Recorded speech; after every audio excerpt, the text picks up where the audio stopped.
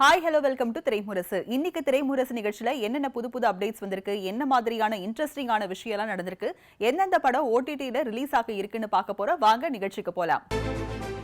திரைமுரசு நிகழ்ச்சியில நாம முதலா பார்க்க போற செக்மெண்ட் சினி அப்டேட். சினிமாவில் நடக்கக்கூடிய சில முக்கியமான தகவல்களை இந்த செக்மெண்ட்ல பார்க்கலாம். அமீரோட ஆஸ்தான இசையமைப்பாளர்னா அது யுவன் சங்கர் ராஜா தான். அமீர் டைரக்ட் பண்ண படங்களுக்கும் சரி, அவர் முதல் முறையா ஹீரோவா நடிச்ச யோகி படத்துக்கும் சரி யுவன் தான் இசையமைச்சிருந்தாரு. இதை தொடர்ந்து இப்போ அமீர் நடிச்சிருக்கிற இன்னொரு படத்துக்கும் யுவன் இசையமைச்சிருக்காரு. அந்த படத்துல இருந்து வந்திருக்கிற அப்டேட்டை பார்க்கலாம். தன்னோட ஒவ்வொரு படங்களையும் புது புது கதைகளத்துல தனித்துவமா டைரக்ஷன் மூலமா ரசிகர்களை திரட்டி வச்சிருப்பவர் இயக்குனர் அமீர். இவர் யோகி படத்துல ஹீரோவாவும் நடிச்சிருந்தாரு. இவர் வெற்றிமாறனோட வடசென்னை படத்துல நடிச்ச ராஜன் கேரக்டர் நல்ல வரவேற்பை வாங்கி இருந்துச்சு. இதை தொடர்ந்து மறுபடியும் தனுஷ் கூட இணைஞ்சு மாறன் படத்திலையும் நடிச்சிருந்தாரு அமீர். இந்த நிலையில ரமேஷ் கிருஷ்ணன் இயக்கத்துல மாயவலை அப்படின்ற படத்துல நடிச்சு முடிச்சிருக்காரு அமீர். இந்த படம் ரிலீஸுக்கு தயாராகிட்டு வருது. இந்த நிலையில இந்த படத்துல இருந்து யுவன் இசையில வாழ்க்கை ஒரு மாயவலை அப்படின்ற பாடல் வெளியாகி இருக்கு. இந்த பாட்டை நடிகர் சிம்பு தன்னோட எக்ஸ் பக்கத்துல வெளியிட்டு இருக்காரு. தமிழ் சினிமாவோட லீடிங் காமெடி நடிகர் யோகி பாபுவை தமிழ் சினிமாவை தாண்டி மத்த மொழி சினிமா ரசிகர்களாலையும் கவனிக்கப்பட்டுட்டு வராரு. அந்த வகையில யோகி பாபுவுக்கு தமிழை தாண்டியும் வாய்ப்புகள் வந்துட்டு இருக்கு. அந்த வகையில அவர் நடிக்க போற படத்தை பத்தி பார்க்கலாம். கோலிவுட் சினிமாவில் timing comedy and body language மூலமா தனக்குன்னு தனி ரசிகர் படையை சேர்த்து வச்சிருக்காரு யோகி பாபு. காமெடியனா மட்டும் இல்லாம லீட் ரோலையும் கதையின் நாயகனாகவும் பல படங்கள்ல நடிச்சிட்டு வராரு. பொதுவா காமெடி நடிகர்கள் ஹீரோவானா தொடர்ந்து ஹீரோவா மட்டும்தான் நடிச்சிட்டு வருவாங்க. ஆனா யோகி பாபு ஒரே நேரத்துல காமெடி வேடங்களையும் கதாநாயகன் வேடங்களையும் நடிக்கிறாரு. தமிழ் தாண்டி ஏற்கனவே ஷாருக் கானோட சென்னை எக்ஸ்பிரஸ் படத்துல நடிச்சிருந்த யோகி பாபு சமீபத்துல ஷாருக் கான் நடிச்ச ஜவான் படத்தோட தமிழ் வெர்ஷன்ல மட்டும் நடிச்சிருந்தாரு. மேலும் மலையாள இயக்குனர் விபின் தாஸ் இயக்கத்துல குருவாயூர் அம்பல நடையில் அப்படின்ற படம் மூலமா மலையாளத்துல அறிமுகமாகிறாரு. இந்த நிலையில அவர் இப்போ தெலுங்கு சினிமாவில அறிமுகமாக இருக்காராம். பிரபாச வச்சு ஹாரர் காமெடி ஜானர்ல உருவாகிற இந்த படத்துல யோகி பாபு முக்கிய கதாபாத்திரத்துல நடிக்க இருக்காரு. இவர் கூட சேர்ந்து நடிகர் சஞ்சய் தத்தும் இந்த படத்துல நடிக்க இருப்பதா தகவல் வெளியாகி இருக்கு. கோலிவுட்ல தொடர்ந்து பிளாக் பஸ்டர் ஹிட் கொடுத்துட்டு வந்த டைரக்டர் அட்லி பாலிவுட்ல ஷாருக் கானை வச்சு ஜவான் படத்தை எடுத்து அந்த படத்தையும் 1000 கோடிக்கு மேல வசூல் செஞ்ச படமா கொடுத்துட்டு டாப் டைரக்டரா வலம் வராரு. இந்த நிலையில கோலிவுட் பாலிவுட்டை தொடர்ந்து இப்போ டோலிவுட் பக்கமும் களமிறங்க இருக்காரா அட்லி. அதை பத்தின அப்டேட்டை பார்க்கலாம். இயக்குனர் அட்லி ஷாருக் கான் நடிச்ச ஜவான் படம் மூலமா பாலிவுட்டுக்கு போயிருந்தாரு. இந்த படம் நல்ல வரவேற்பு வாங்கினதோட 1200 கோடி கிட்ட வசூல் செஞ்சிருந்துச்சு. இந்த படத்தோட வெற்றியை தொடர்ந்து கொஞ்ச நாள் ஓய்வுல இருக்கிறதா சொன்ன அட்லி நடிகர் விஜயையும் ஷாருக் கானையும் வச்சு ஒரு படத்தை எடுக்க முயற்சி எடுக்கிறதாகவும் இந்த முயற்சியை விஜயும் ஷாருக் கானும் கிரீன் சிக்னல் காமிச்சதால தான் எடுக்க ஆரம்பிச்சதாகவும் பல இடங்கள்ல சொல்லிட்டு வந்தாரு. இது ஒரு பக்கம் இருக்க இயக்குனர் அட்லி நடிகர் அல்லு அர்ஜுனை வச்சு ஒரு படம் எடுக்க போறதா புது தகவல் பரவிட்டு வருது. ஜவான் படம் ரிலீஸ் ஆன டைம்லயே நடிகர் அல்லு அர்ஜுன் தன்னோட எக்ஸ் பக்கத்துல ஜவான் படத்துக்காக அந்த படக்குழு எல்லாத்துக்கும் வாழ்த்துக்களை சொல்லி இருந்தாரு. அப்பவே அல்லு அர்ஜுனும் அட்லியும் இடையே இருப்பதா சொல்லப்பட்டுச்சு. இந்த நிலையில அட்லி இயக்கத்துல அல்லு அர்ஜுன் நடிக்க இருப்பதா தகவல் வெளியாகி இருக்கு. இந்த படம் புஷ்பா 2 முடிஞ்சு அடுத்த வருஷம் அக்டோபர்ல தொடங்க இருப்பதாகவும் சொல்லப்படுது. நடிகர் மணிகண்டன் குட் நைட் படத்தோட ஹிட்டை தொடர்ந்து மீண்டும் அதே பட நிறுவனத்தோட இணைஞ்சு நடிச்சிட்டு வர படம் தான் லவ்வர். இந்த படத்துக்கும் குட் நைட் படத்துக்கு மியூசிக் பண்ண ஷான் ரோல்டன் தான் இசையமைக்கிறாரு. இந்த நிலையில இந்த படத்துல இருந்து வெளியான மியூசிக் சம்பந்தமான ஒரு அப்டேட்டை பார்க்கலாம். ஜெய்பீம் படத்துல நடிச்சு கவனம் பெற்ற நடிகர் மணிகண்டன் குட் நைட் படத்துல ஹீரோவா நடிச்சிருந்தாரு. $1 மில்லியன் நிறுவனத்தோட தயாரிப்புல வெளிவந்த இந்த படம் விமர்சன ரீதியாகவும் வசூல் ரீதியாகவும் நல்ல வரவேற்பு பெற்றதை தொடர்ந்து மீண்டும் அந்த பேனர்ல இணைஞ்சு நடிச்சிருக்கிற படம் லவர். இந்த படத்துல மாடர்ன் லவ் சீரீஸ்ல ராஜமுருகன் எடுத்த லாலா குண்டா பொம்மைகள் நடிச்ச கௌரி பிரியா ஹீரோயினா நடிக்கிறாங்க. அறிமுக இயக்குனர் பிரபுராம் வியாஸ் இயக்கத்துல உருவான இந்த படத்துக்கு ஷியான் ரோல்டன் இசையமைச்சிருக்காரு. இந்த நிலையில அவரோட இசையில இந்த படத்துல இருந்து விலகாத அப்படின்ற வீடியோ பாடல் நாளைக்கு வெளியாக இருப்பதா அறிவிப்பு வெளியாகி இருக்கு. திரைமுரசு நிகழ்ச்சியில அடுத்ததான் நாம பார்க்க போற செக்மெண்ட் சினி எக்ஸ்பிரஸ். தங்களோட வாரிச உலகுக்கு அறிமுகம் செஞ்ச பாலிவுட் ஜோடி, சர்ச்சையை கிளப்பிய தயாரிப்பாளரின் பேச்சு, நடிகையிடம் மன்னிப்பு கேட்ட பிரபல இயக்குனர், இந்த மாதிரி பல விஷயங்களை சினி எக்ஸ்பிரஸ் செக்மெண்ட்ல பார்க்கலாம். பாலிவுட் திரையுலகில் ரன்பீர் கபூர், ஆலியா பட் இருவரும் டாப் நட்சத்திரங்கள். நீண்ட நாட்களாக காதலித்து வந்த இவர்கள் கடந்த 2022ஆம் ஆண்டு திருமணம் செய்து கொண்டனர். இவர்களுக்கு ராகா என்ற பெண் குழந்தையும் உள்ளது. நட்சத்திர தம்பதியான ஆலியா ரன்பீர் தங்கள் மகளின் முகத்தை வெளியுலகத்திற்கு தெரியாமல் வைத்திருந்தனர்.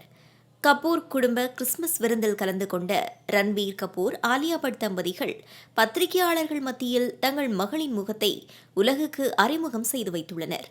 இதனையடுத்து ராகா கபூர் என்ற ஹேஷ்டேக் எக்ஸ் தளத்தில் ட்ரெண்ட் ஆகி வருகிறது. பாலிவுட் நடிகர் சல்மான் கானின் சகோதரர் அர்பாஸ் கான் நடிகராகவும் திரைப்பட தயாரிப்பாளராகவும் அறியப்படுபவர். 56 வயதாகும் இவர் நேற்று தனது காதலி ஷூரா கானை திருமணம் செய்து கொண்டார்.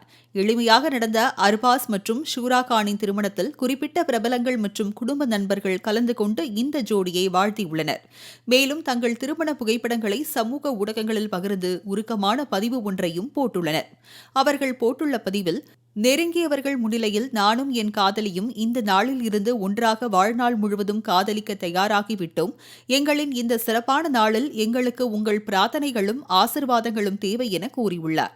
குறிப்பிட்ட பிரபலங்கள் மற்றும் குடும்ப நண்பர்கள் மட்டுமே இவர்கள் திருமணத்தில் கலந்து கொண்ட நிலையில் தொடர்ந்து அர்பாஸ் மற்றும் ஷூரா கானுக்கு தங்களது வாழ்த்துக்களை தெரிவித்து வருகின்றனர்.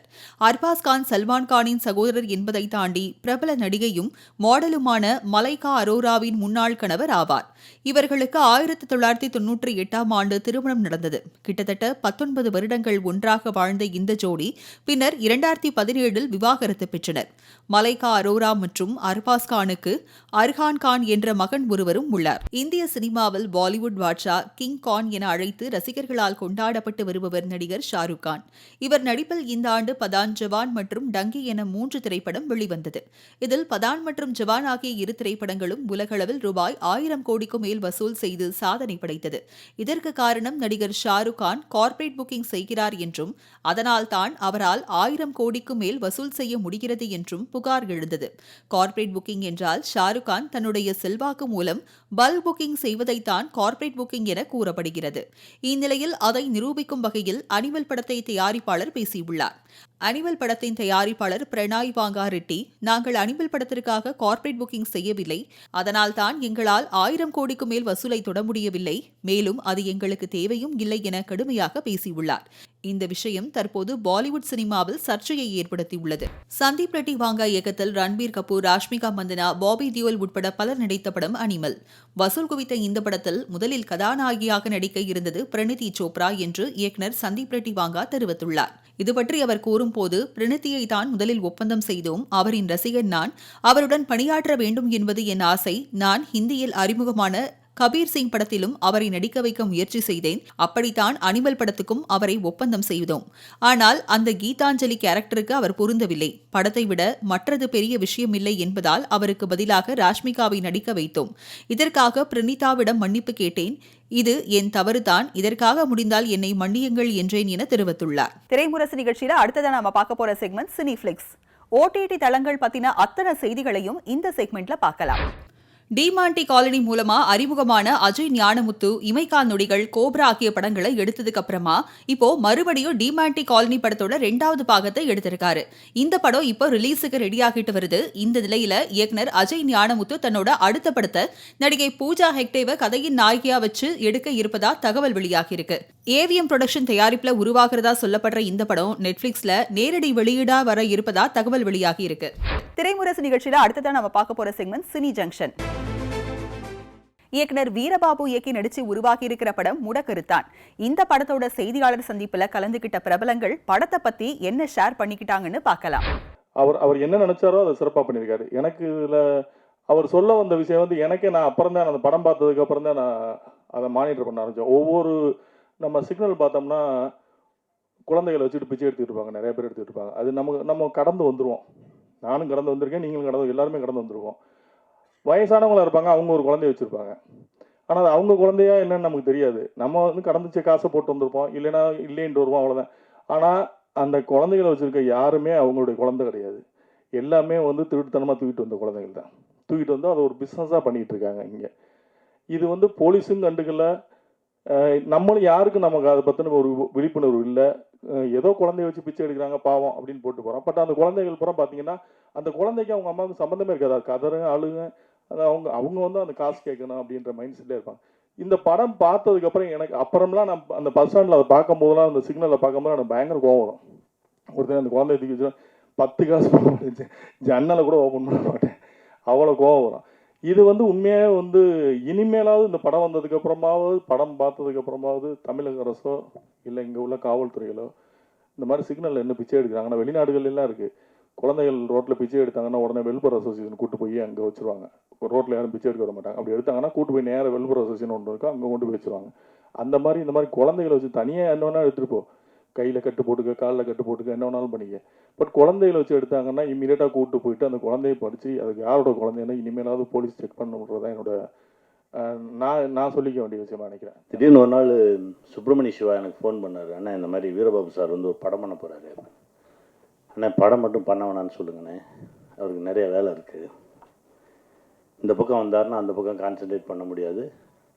படம் பண்ண வேணான்னு சொல்லுங்கள், முடிஞ்சால் கொடுங்க நான் பேசுகிறேன் அப்படின்னா. இல்லைண்ணா பண்ணி முடிச்சிட்டாரு அப்படின்னா. இப்போ ஒரே ஒரு நாள் நீங்கள் வந்து பண்ணால் நல்லாயிருக்கும் அப்படின்றத கேட்குறாரு அப்படின்னா. சரி பண்ணி முடிச்சிட்டாருன்னா ஒன்றும் பண்ண முடியாதா, வாங்க போகலாம். என்னென்னா இந்த மாதிரி சின்ன படங்கள் எடுத்து ரிலீஸ் பண்ணுறதுக்கு ரொம்ப கஷ்டப்பட வேண்டியதாக இருக்குது. எத்தனை படங்கள் அந்த கஷ்டத்துக்குள்ளே இவர் வந்து விழுந்துடக்கூடாது அப்படின்னு தான் போராடணும். ஆனால் எடுத்து முடிச்சிட்டாரு. படம் பார்த்தோம், அற்புதமாக பண்ணியிருக்காரு. என்கிட்ட அந்த ஷூட் டைமில் இந்த படத்தோட கதையை சொன்னார். எனக்கு ரொம்ப ரொம்ப நெகிழ்ந்துட்டேன். அதாவது தாயும் தகப்பனும் வேலைக்கு போகிறாங்க, ஒரு குழந்தைய வீட்டில் விட்டுட்டு போகிறாங்க. அந்த குழந்தைய பார்த்துக்கிறதுக்கு ஒரு அம்மா. இவங்க எத்தனை மணிக்கு வருவாங்க அப்படின்றது அந்த அம்மாவுக்கு தெரியும். அந்த நேரத்து வரைக்கும் அந்த குழந்தைய பிச்சை எடுக்கிறதுக்கு அனுப்புது. ஒரு நாள் அந்த குழந்தையின் தகப்பனே காரில் போயிட்டு இருக்கும்போது ரோட்டில் ஒரு சிக்னலில் பார்க்குறான். என்னடா நம்ம குழந்தை மாதிரி இருக்கேன்னு சொல்லி பார்க்குறான். அவனுக்கான அதிர்ச்சி. ஏன்னா நம்ம எல்லாருமே கால ஓட்டத்தில் வேலை வேலை வேலை வேலை ஏதாவது செய்வோம், அதை சம்பாதிப்போம் எதை சம்பாதிப்போம்னு ஓடிக்கிட்டே இருக்கும். ஆனால் வீட்டுக்குள்ளே வேற ஒன்று நடந்துக்கிட்டே இருக்குன்னு இப்படி இந்த பிச்சை எடுக்கக்கூடிய குழந்தைகள் நம்ம நண்பர்களோட குழந்தைகளாகவும் இருக்கலாம், நம்ம குழந்தைகளாகவும் இருக்கலாம் அப்படின்னாரு. அண்ணன் சுரேஷ் அண்ணன் சொன்ன மாதிரி மிரண்டேன் நான். இங்கேயும் சரி ஹைதராபாத்லேயும் சரி ரோடுகளில் குழந்தைய வச்சுட்டு இருக்கவங்கள பார்க்கும்போதெல்லாம் ஒரு மாதிரி பதட்டமாகவே இருக்கும். அந்த விஷயம் சொன்னதுக்கு பிறகு யாரோட குழந்தை, இந்த குழந்தையின் பெற்றோர்கள் எங்கே இருக்காங்க, அவங்க என்ன பண்ணிட்டு இருக்காங்க, அவங்களுக்கு இது தெரியுமா, இப்படி பல கேள்விகள் எனக்குள்ள. ஒரு நல்ல விஷயத்தை இந்த சமூகத்துக்கு சொல்லணும்னு ஆசைப்பட்டு அவரே நடித்து அவரே இயக்கி அந்த முதல் படம் எடுக்க வரும்போது பல திருகல் வேலைகள்லாம் நடக்கும்ல. இதெல்லாம் தாண்டி மனுஷன் போராடி அவர் காசை கொஞ்சம் போட்டு, அவர் சம்பாதிச்ச காசை போட்டு, அப்புறம் வட்டிக்கு வாங்கி அதையும் போட்டு இப்போ வந்து ஒரு இசை வெளியீடு அப்படின்ற ஒரு இடத்துல வந்து நிற்கிது. அண்ணன் கவலையப்படாதீங்க, நீங்கள் பட்ட கஷ்டத்துக்கு எல்லாம் நல்லதே நடக்கும், இறைவன் உங்கள் கூட இருப்பார். வீரபாபு இந்த கதையை என்கிட்ட சொன்னார் ஒரு நாள் காரில் பயணத்தின் போது. எதுக்கு இதை சொல்கிறாருன்னு எனக்கு தோணுச்சு. பிறகு நான் இப்படி ஒரு படத்தை எடுக்கணும் அப்படின்னு சொன்னார். எனக்கு அங்கேயே இறங்கி வந்துடலாமான்னு தோணுச்சு எனக்கு. ஏன்னா அவர் எப்படி காப்பாற்றுறது எனக்கு தெரியல, என்ன சொன்னாலும் அவர் நிறுத்துகிற மாதிரி எனக்கு தெரியல. ஏன்னா இன்றைக்கு வந்து இந்த சினிமாவால், அதாவது இந்த திரைப்படக்கலை கண்டுபிடிக்கப்பட்டது வந்து ஒரு மக்களை மேன்மைப்படுத்துவதற்காக முன்னேற்றுவதற்கான ஒரு கலையாகத்தான் கண்டுபிடிக்கப்பட்டது. ஆனால் அந்த கலை இன்று அப்படி இருக்கிறதா, அதுதான் கேள்வி. அதை கலையாக பார்த்தவர்கள் கலையாக பார்த்தார்கள், இதை ஒரு வெறும் வணிகமாக வியாபாரமாக பார்த்தவர்கள் அவர்களுடைய கையில் தான் இப்போது சிக்கிக்கிட்டு கிடக்குது. அதனால் அந்த கலையாக எடுக்கிறவங்களுக்கு இங்கே வேலை இல்லை. இவர் சிறந்த படங்களை நீங்கள் பாருங்க அப்படின்னு சொன்னாலே ஒரு மாதிரி பார்க்குறாங்க. அதுதான் அங்கே பிரச்சனை. நல்ல படம் பாருங்கன்னாலே கொஞ்சம் ஒரு மாதிரி பார்க்குறான். அதாவது இந்த படம் பார்க்கவே கூடாதுங்கிற படத்தை தேடி பிடிச்சி பார்க்குறதுல முதன்மையானவர்கள் தமிழர்கள். நீங்கள் பார்த்தீங்கன்னா தெரியும். எந்த படம் நம்முடைய குழந்தைகளுக்கு காட்டக்கூடாதோ, எந்த படம் நம்மளுடைய மனத்தை சிதைக்குமோ, எந்த படம் நமக்கு அதாவது பின்னடைவாக இருக்குமோ அப்படிப்பட்ட படங்களை ஊக்குவிப்பவர்கள் நம்முடைய தமிழர்கள் மாத்திரமல்ல, இந்த ஊடகமும் கூட. அது எல்லாம் தான் இப்போ வந்து இங்கே வந்து சிக்கலாக இருக்குது. ஒரு 4-5 நிறுவனங்களுக்காகவும் 4-5 நடிகர்களுக்காக மட்டுமே தமிழ் சினிமா இந்த துறை எங்கிக்கிட்டு இருக்கு.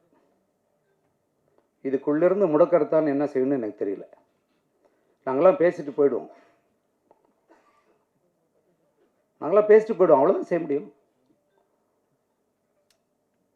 இந்த படத்தில் இந்த நொடி இந்த ஒரு நிகழ்வுக்கு எவ்வளோ பணம் செலவாயிருக்கும், அந்த பணத்தை அவர் எப்படி ஈட்டியிருப்பார்? ஒரு தமிழ் மரபு மருத்துவத்தின் மூலமாக ஒரு சித்த மருத்துவர் எப்படி அந்த ஊதியத்தை பெற்றிருக்க முடியும்? அப்போ ஒரு திரைப்படத்துக்கு எவ்வளோ செலவாயிருக்கும்? அவர் இந்த சமூகத்துக்காக என்னெல்லாம் செய்திருக்கார்? அதுதான் சமுத்திரகனி சொன்னார். இந்த சமூகம் திருப்பி அவருக்கு என்ன செய்ய போகுது? அவர் வந்து கெஞ்சலாம் மாட்டார், இந்த படத்தை பாருங்கள் எப்படியாவது என் காசு வரணும். அவர் அப்படியாப்பட்ட ஒரு ஆளுமை இல்லை அவர். ஆனால் தமிழர்களுக்கு அது இருக்கா? அதெல்லாம் இருக்காது. எந்த படத்தை பார்க்கக்கூடாதுன்னு சொல்கிறோமோ அந்த படத்தை போய் பார்ப்பான், அது எப்படி மோசமாக இருக்குன்னு பார்க்குறதுக்காக. ரொம்ப வருத்தத்துக்குரிய ஒரு இதுதான். இந்த இந்த திரை மணி அண்ணங்கிட்ட சொல்லிட்டு இருந்தேன், தமிழறிவு மணி அண்ணங்கிட்ட. இந்த திரையில் தான் நான் எடுத்த முதல் காட்சி நான் வந்து பார்த்தேன். 1989ஆம் ஆண்டு என்னுடைய மலைச்சாரல்ங்கிற படத்தை. இப்போலாம் படம் எடுக்கும்போதே பார்த்துட்றாங்கல்ல டிஜிட்டல் கேமராவில். அப்போ வந்து அந்த படத்தை எடுத்து அதை இங்கே பகுப்பு கூட்டத்தில் போட்டு அதை கொண்டு வந்து அது பிறகு தான் அப்போ தான் என்ன இருக்குன்னே தெரியும். அப்படிப்பட்ட ஒரு இடம் இது. இங்கே வந்து எவ்வளோ பெரிய ஆளுமைகள், எவ்வளோ பெரிய சிந்தனையாளர்கள், எவ்வளோ பெரிய படைப்புகள்லாம் உருவாக்குன ஒரு இடம். நிச்சயமாக சொல்லுவேன், இந்த படம் இந்த மக்களை பற்றி அக்கறை கொள்ளக்கூடிய, இந்த மண்ணை பற்றி அக்கறை கொள்ளக்கூடிய ஒரு படம். அதுக்கு நீங்கள் என்ன மதிப்பு தரப்போறீங்கன்னு எனக்கு தெரியல. இன்னைக்கு திரைமுரசு நிகழ்ச்சி ரொம்பவே இன்ட்ரெஸ்டிங்கா இருந்திருக்கும்னு நம்புறோம். மீண்டும் மற்றொரு நிகழ்ச்சியில சந்திக்கிறேன். Until then, it's bye from Raji Karthik.